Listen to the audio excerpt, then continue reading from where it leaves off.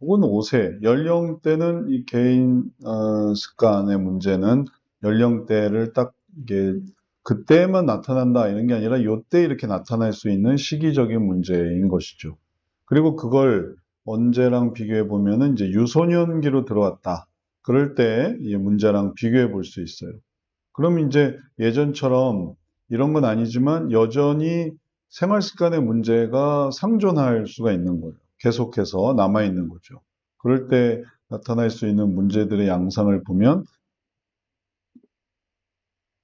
아까 이제 유치원에서 있었던 거와 마찬가지로 이번에는 게임 중독으로 발전이 된다.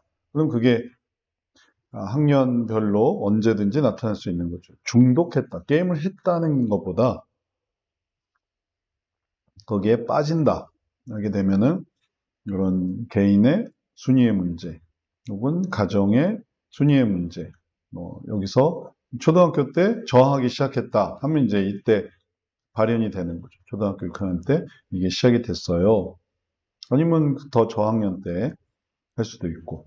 그래서 시기별로 그 흐름 속에서 초등학교 학령이 많이 영향을 미치거든요. 그래서 학령을 고려해서 그 해에 그 시기에서 약간의 차이는 있어도 요 시기에 대개 문제 있는 것들이 결국은 나타난다라고 보는 거죠.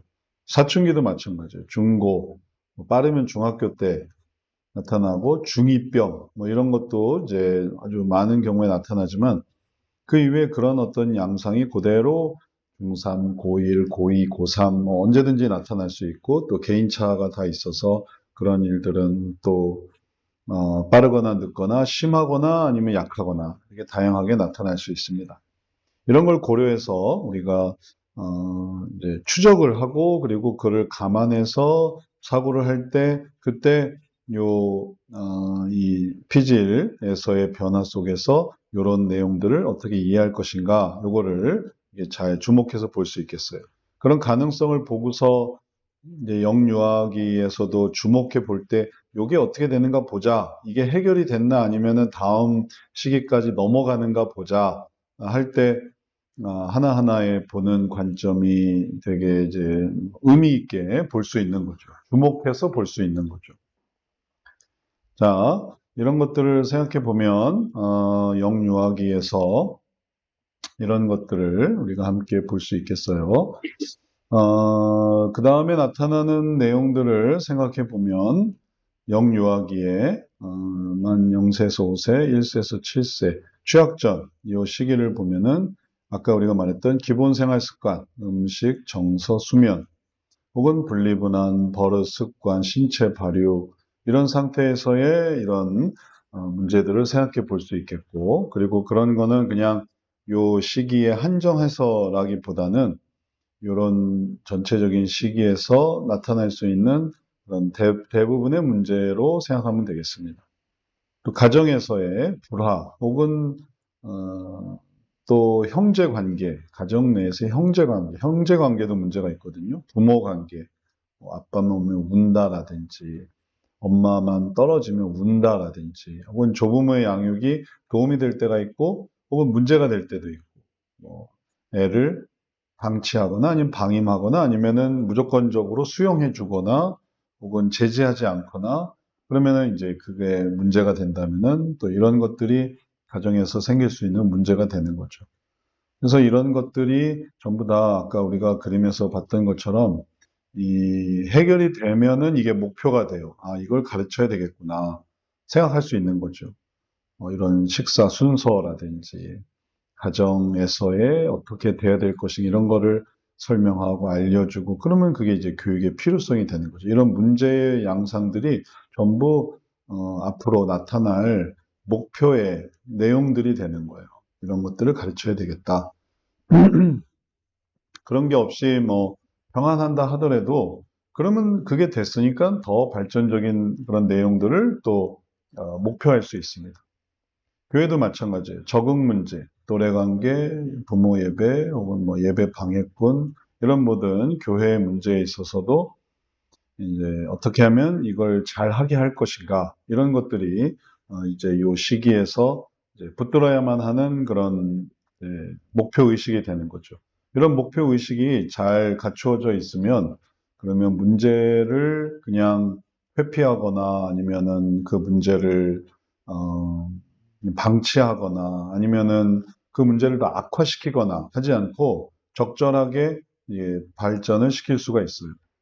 학교에서도 등원의 문제, 타가 문제, 학습이 부진하다, 혹은 좀 진도가 느리다, 학습 관심사가 없다, 너무 무리한 교육을 시도해서 뭔가 불안함이 나타난다, 이런 것도 이제 문제의 양상이죠.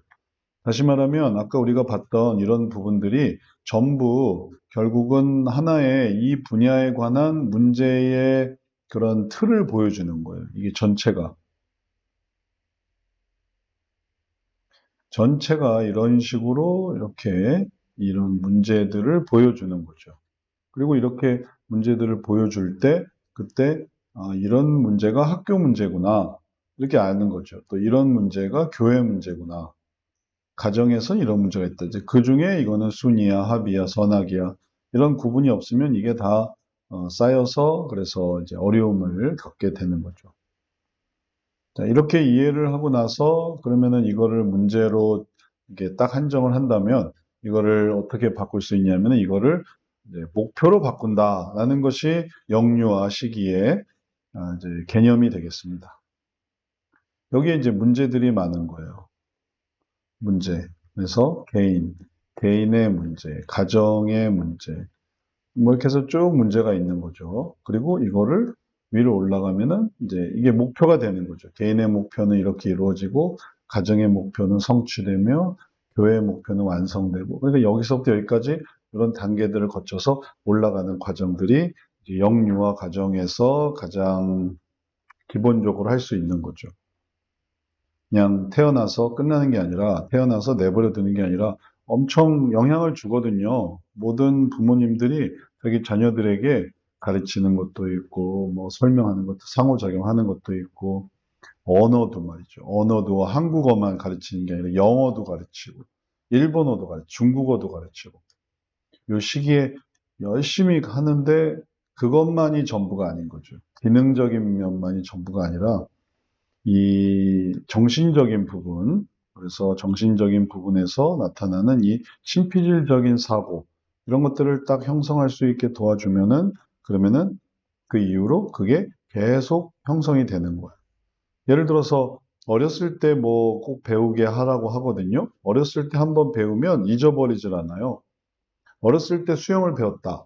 그러면은 잊어버리질 않아요. 어렸을 때 악기를 배웠다. 정확하게 습득하고 그게 평생을 가는 거예요.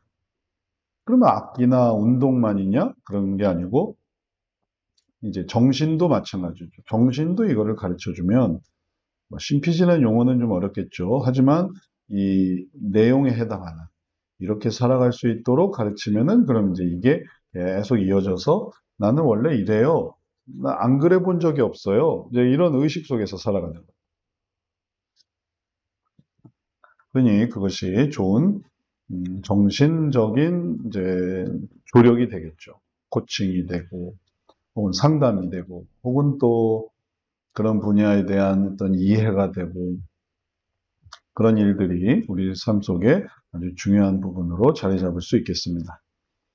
자, 그래서 영유아기에서의 목표는 여기에서의 각각의 문제를 찾아서 그게 어떤 단계의 문제고, 이제 여기에 관한 것이 어떤 유형이고, 그래서 순위, 합의, 선악, 조직, 그 다음에 관계 심층, 꼭 이렇게 바꿔야만 하는 이유는 그렇게 하는 것 자체가 이게 올라오는 과정을 의미하는 거예요. 그렇게 안 하면은 그럼 이게 떨어져요.